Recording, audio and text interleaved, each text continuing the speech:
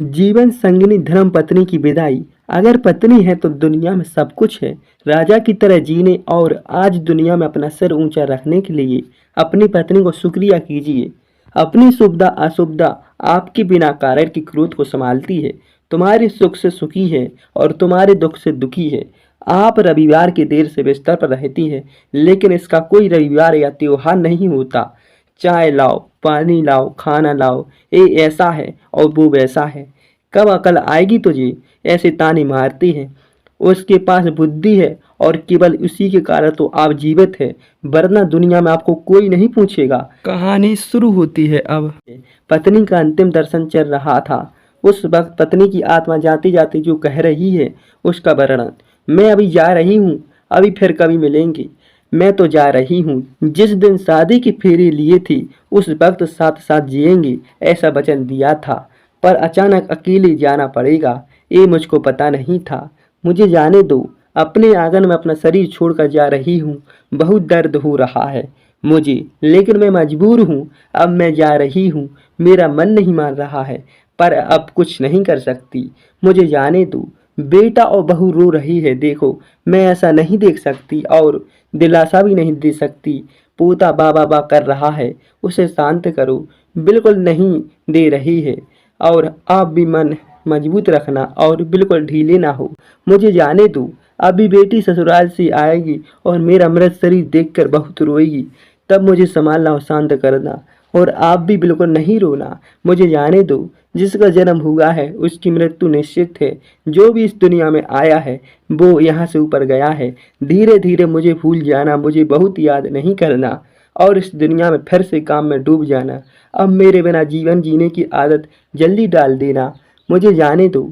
आप इस जीवन में मेरा कहा कभी नहीं माना। आप जिद छोड़कर व्यवहार में विनम्र रहना। आपको अकेला छोड़कर जाते हुए बहुत चिंता हो रही है, लेकिन मैं मजबूर हूँ। मुझे जाने दो। आपको बीपी डायबिटीज है, जल्दी से मीठा नहीं खाना, अन्यथा परेशानी होगी। सुबह उठते ही दवा लेना भूलना। चाय अगर आपको देर से मिलती है तो बहू पर गुस्सा ना करना। अब मैं नहीं हूँ यह समझकर जीना सीख लेना। मुझे जाने दो। बेटा और बहू कुछ बोले तो चुपचाप सब सुन लेना। कभी गुस्सा नहीं करना, हमेशा मुस्कुराते रहना, कभी उदास नहीं होना। मुझे जाने दो। अपने बेटे के साथ खेलना, अपने दोस्तों के समय बिताना। अब थोड़ा धार्मिक जीवन अब थोड़ा धार्मिक जीवन जिए ताकि जीवन को सहमित किया जा सके। अगर मेरी याद आए तो चुपचाप रो लेना, लेकिन कभी कमज़ोर नहीं होना। मुझे जाने दो। मेरा रूमाल कहाँ है? मेरी चाबी कहाँ है? अब ऐसे चिल्लाना नहीं। अब सब कुछ ध्यान से रखने याद की आदत डालना। सुबह और शाम नियमित रूप से दवा लेना। अगर बहू भूल जाए तो सामने से याद कर लेना। भी खाने मिले तो प्यार से खा लेना और गुस्सा नहीं करना। मेरी अनुपस्थिति खलेगी पर कमज़ोर नहीं होना। मुझे जाने दो। बुढ़ापे की छड़ी भूलना नहीं और धीरे धीरे चलना। यदि बीमार हो गए, बिस्तर में लेट गए तो किसी को भी सेवा करना पसंद नहीं आएगा। मुझे जाने दो। शाम का बिस्तर जाने से पहले एक लोटा पानी मांग लेना। प्यास लगे तो पानी पी लेना। अगर आपको रात को उठना पड़े तो अंधेरे में कुछ लगे नहीं, उसका ध्यान रखना। मुझे जाने दो। शादी के बाद हम बहुत प्यार के साथ रहे हैं। परिवार में फूल जैसे बच्चे दिए हैं। अब उस फूलों की सुगंध मुझे नहीं मिलेगी। मुझे जाने दो। उठो, सुबह हो गई है। अब ऐसी कोई नहीं कहेगा।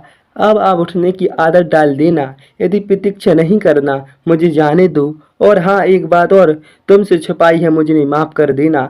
आपको बिना बताए बाजू के पोस्ट ऑफिस में बचत खाता खुलवा कर 14 लाख रुपए जमा किए हैं। मेरी दादी ने शिकायत था, एक एक रुपया जमा करके कोने में रख दिया है। इसमें से 5-5 लाख बहू और बेटी को देना और अपने खाते में 4 लाख रखना अपने लिए। मुझे जाने दो।